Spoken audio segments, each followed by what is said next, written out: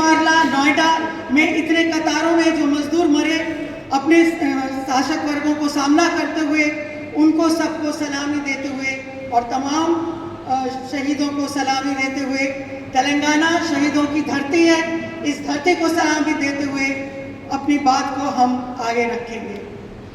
साथियों, इस समय अगर हम देखें तो पिछले 25 साल से लगभग हिंदुस्तान के मजदूर वर्ग के अंदर ही बहुत फर्क आया है।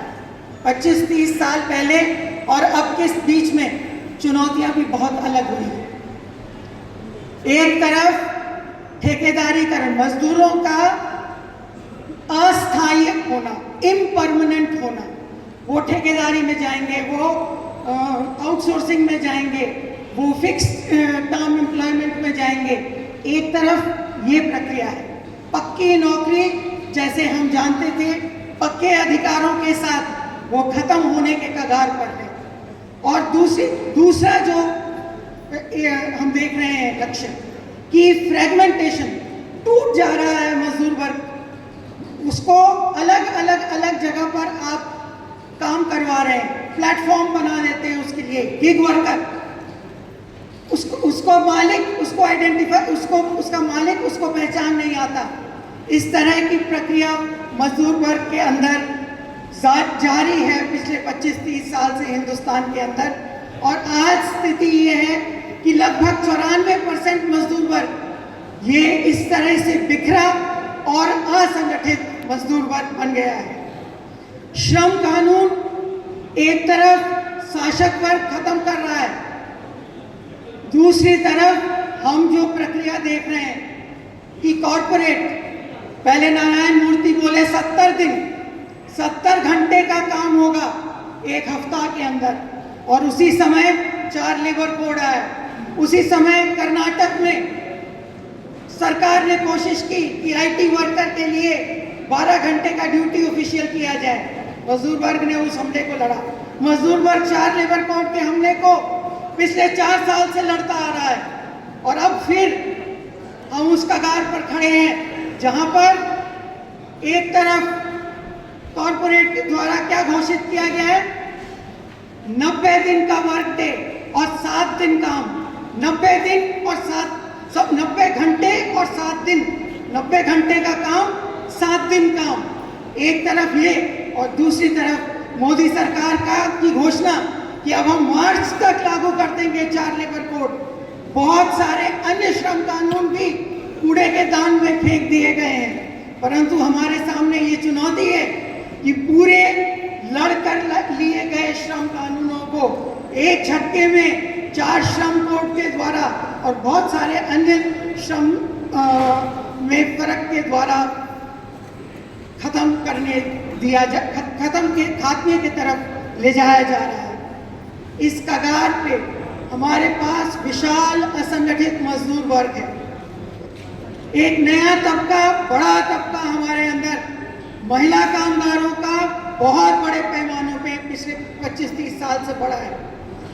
तेलंगाना के अंदर हमेशा बीड़ी उद्योग के अंदर विशाल कामगार था महिला कामगारों का, पर आज ASHA, anganwadi, mid day meal worker, इन सब वर्कर भी लाखों की संख्या में हिंदुस्तान में मौजूद हैं। इन सब के शोषण के लिए एक नया नाम पैदा किया गया है, वॉलंटरी वर्कर। ये वर्कर अपनी इच्छा से, स्वेच्छा से काम करता है। इसको वेतन नहीं चाहिए, इसको फैसिलिटी नहीं चाहिए, इसको पीएफ नहीं चाहिए, इसको कुछ नहीं चाहिए। ये वैसे ही काम करने के लिए आ जाता है और सरकार अपनी दया से इसको 1000 रुपए, 2000 रुपए इस तरह से पैसे फेंकती है। इस आशा वर्कर के कंधे के ऊपर हिंदुस्तान पोलियो फ्री घोषित हो गया, पर ये वर्कर वो वर्कर है जो कि कोई वेतन नहीं लेता है। इतने सारी चुनौतियों के सामने दुनिया के अंदर भी जहां ठेकेदारीकरण एक चढ़ाव पर है, जहां इस तरह से मजदूर वर्ग के ऊपर हमला, स्थायी मजदूर वर्ग के अधिकारों के ऊपर हमला, वहां पर भी हमले के दायरे में है। वहां भी मजदूर लड़ रहे हैं अपने अधिकारों के लिए।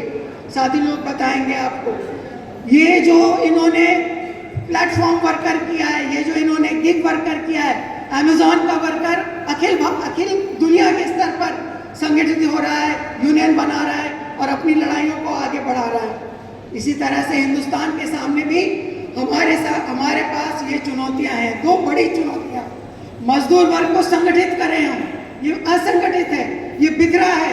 कंस्ट्रक्शन वर्कर लाखों की कगार में पूरे हिंदुस्तान के अंदर फैला हुआ है, इसको संगठित करें और इसको आंदोलन में उतारें। संगठन और आंदोलन, ये दोनों रास्ते मजदूर वर्ग के सामने स्पष्ट है। साथ ही इसी स्थिति में हम याद करेंगे IFTU क्यों बनी थी। IFTU तो बहुत छोटी है, यंग 1978 में पैदा हुआ, दूसरा यूनियन पहले पैदा हुआ। IFTU क्यों बनी थी, उसके इतिहास के बहस में ना जाकर सवाल उस समय भी क्रांतिकारी आंदोलन के सामने ये था कि क्या एक और अखिल भारतीय केंद्र खड़ा किया जाएगा या नहीं। क्या मौजूदा जो यूनियनें हैं उसके अंदर रहकर हम ट्रेड यूनियन का काम करेंगे कि हम ट्रेड यूनियन का काम करेंगे ही नहीं, कि हम एक अलग उद्देश्य के साथ, एक मजदूर वर्ग के ऐतिहासिक कार्य के उद्देश्य के साथ एक केंद्र का विश्लेषण करेंगे। और पक्ष यही रहा और 1978 में IFTU का गठन किया गया। आज फिर सवाल बहुत सारे तरीके से खड़ा हो रहा है कि क्या यूनियन राजनीतिक होनी चाहिए कि गैर राजनीतिक होनी चाहिए।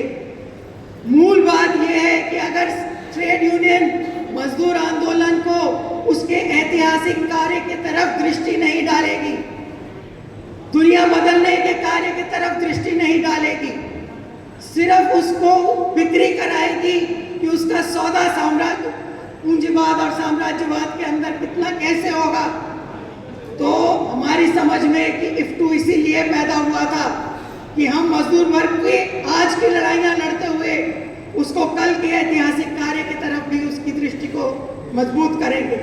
आज हमारे सामने ये काम है कि हम IFTU को सुदृढ़, मजबूत और व्यापक बनाएं। हमारे सामने काम है कि हम अन्य मिलिटेंट ट्रेड यूनियंस को साथ लेकर, अन्य लड़ाकू ट्रेड यूनियनों को साथ लेकर हम आंदोलनों को सक्षम तरीके से खड़ा करें।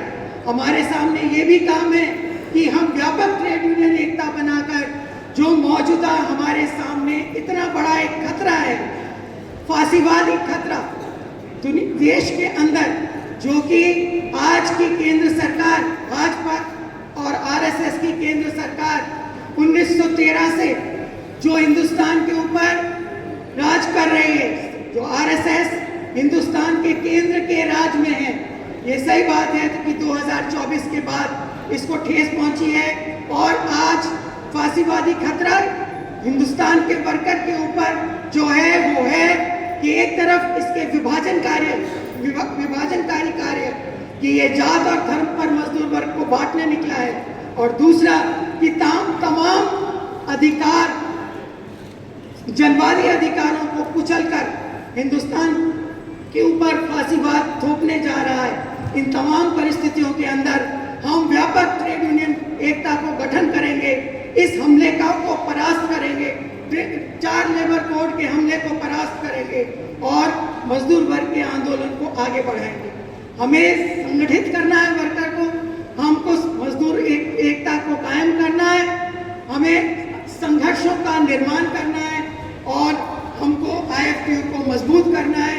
और एकताबद्ध संघर्षों को हम अपनी ताकत रखेंगे तो हम विकसित भी कर सकेंगे। इन्हीं लक्ष्यों के साथ आज की सभा को फिर से बहुत सारे कंग्रेचुलेशंस बोलते हुए मैं अपनी बात को सलाम खत्म करूंगी।